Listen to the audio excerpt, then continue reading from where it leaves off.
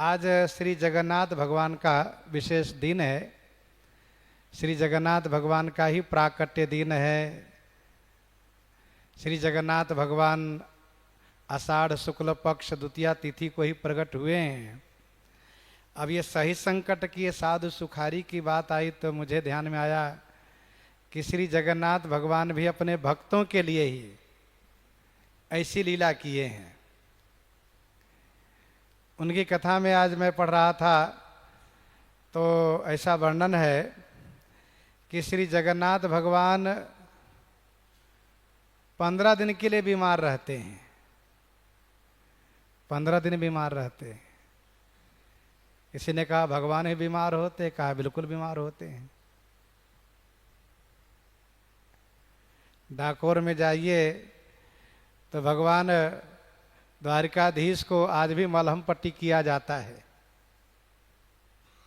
भक्तों के लिए मार खाए हैं। तो श्री जगन्नाथ भगवान के बारे में ऐसा वर्णन है। श्री माधोदास जी महाराज जब बीमार हुए और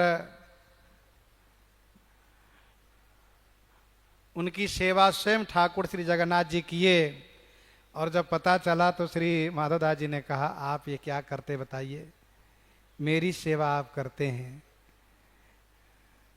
तो ठाकुर जी ने कहा ये बताइए कि आपके जीवन में मेरे सिवा कोई और भी है?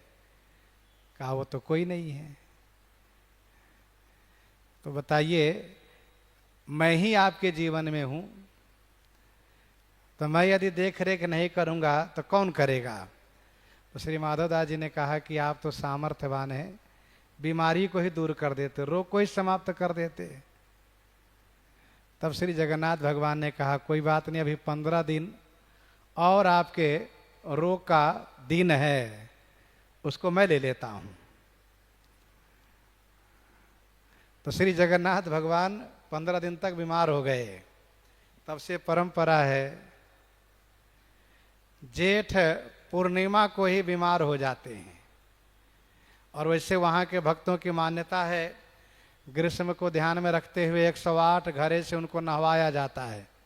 108 घड़े के ठंडे जल से, एकदम से गर्मी और फिर सर्दी, तो बुखार तो आएगा ही। तो बुखार आता है उनको, फिर बिल्कुल एकांतवास करते हैं। फिर उनको विशेष तेल तैयार किया जाता है लेपन करने के लिए, उनको स्वस्थ करने के लिए। ये सारी विधि वहां अपनाई जाती है श्री जगन्नाथ भगवान के लिए। तो ये 15 दिन ये बीत जाते हैं आषाढ़ के कृष्ण पक्ष का। फिर इसके बाद द्वितीया को टहलने के लिए निकलते हैं। अब जब स्वस्थ हुए तो थोड़ा बाहर का हवा लेते हैं, निकलते हैं श्री जगन्नाथ भगवान। अब जब चर्चा चली तो थोड़ी